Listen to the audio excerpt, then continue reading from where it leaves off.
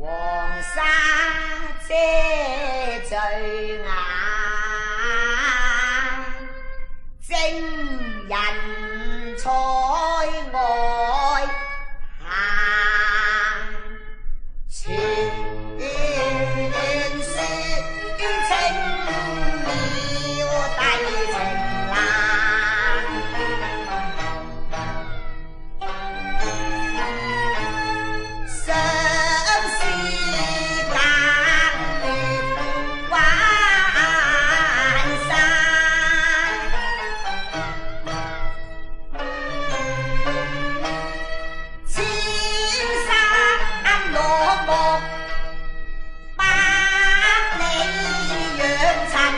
空想望長安比自他，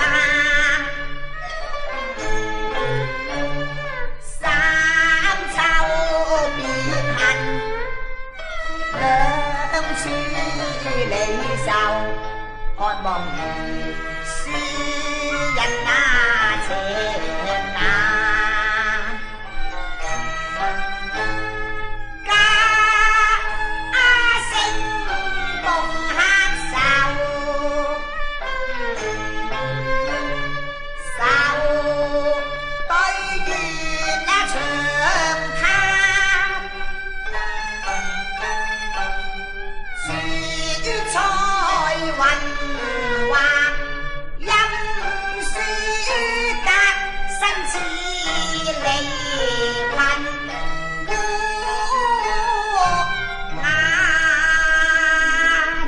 提起任劍輝演繹嘅笑曲，大家可能第一時間會諗起帝女花嘅妝台秋思唱段、牡丹亭嘅雙星恨唱段。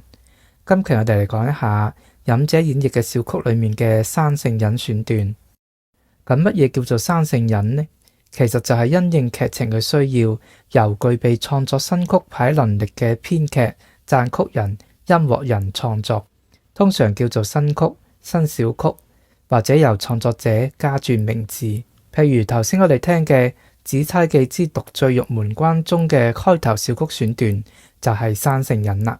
下面我哋一齊嚟欣賞由任劍輝、李寶瑩合唱嘅《樓台會之養紅霞》，其中由黃月新先生創作嘅《寶誕香》選段。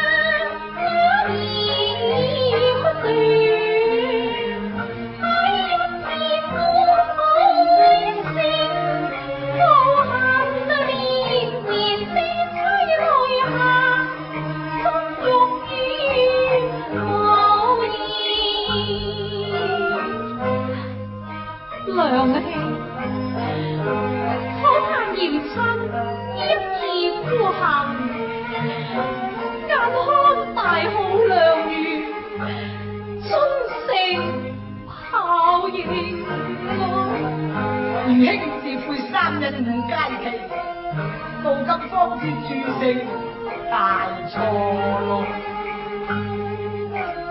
禮年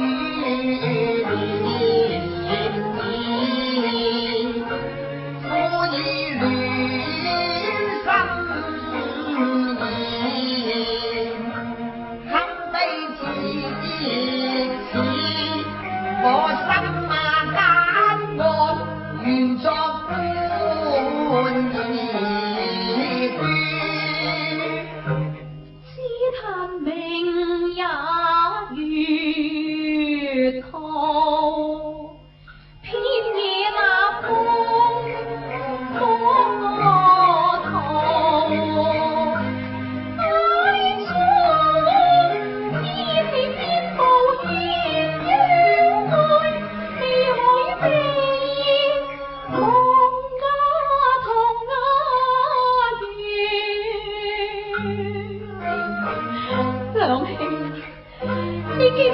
臨別之時，我向你多方暗示，祝假使愛會定婚，可知我已芳心默許。兒兄蠢鈍無知，誠不解我啲心事，會長情十送，會經對過世，兒語容鴛鴦，更是情深牽。你話我幾蠢啊？只為你未解相遇，我兩知已未能結光戀，唉娘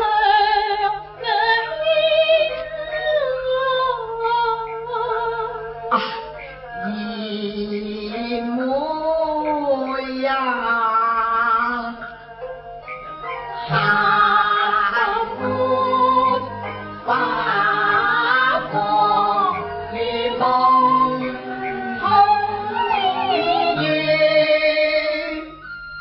薄命花便知恨盡悲慘苦戀，待至天願佳期負了嬌約短情緣，自嘆緣分似唉更依無解拆，把恨開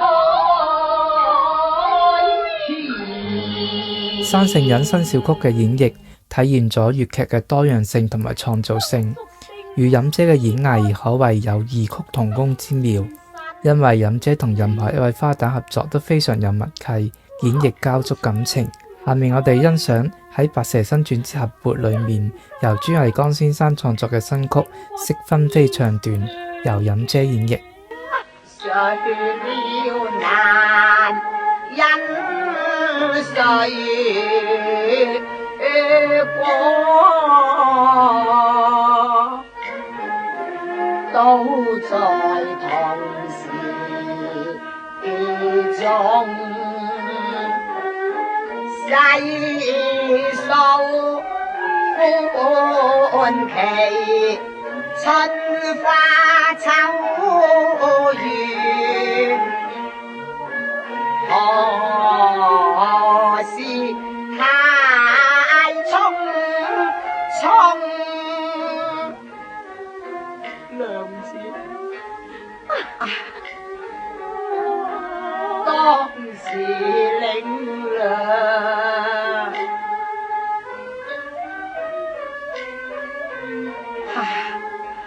如今斷送咯，就算天涯海角，我亦要相從。其實新小曲是否流行都取決於觀眾嘅喜愛。個人感覺頭先嗰段如果唔係飲姐嘅演唱，估計我都唔會去聽，或者都係呢首曲唔係十分流行嘅原因。下面呢首新小曲同樣係任白演唱，但係流行度就比頭先嘅《白蛇新傳》選段更廣泛。下面請欣賞由葉紹德編撰、任白演唱嘅李後主之去國歸降新曲《遺民淚》同埋《破陣子》選段。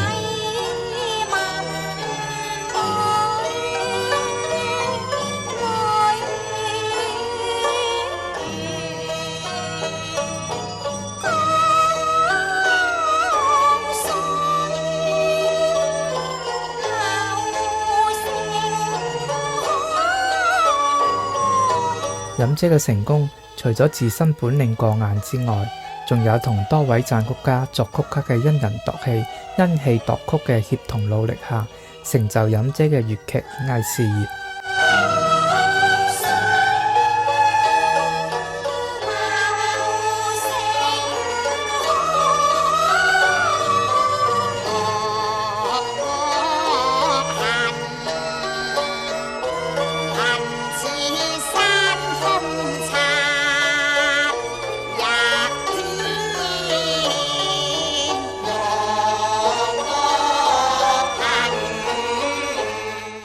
所謂時勢造英雄，飲姐演繹嘅小曲可以悲可以喜，演繹極之生動，引人入勝，只乃戲迷情人事也。好啦，本期到此結束，歡迎關注本頻道，我哋下期再見啦。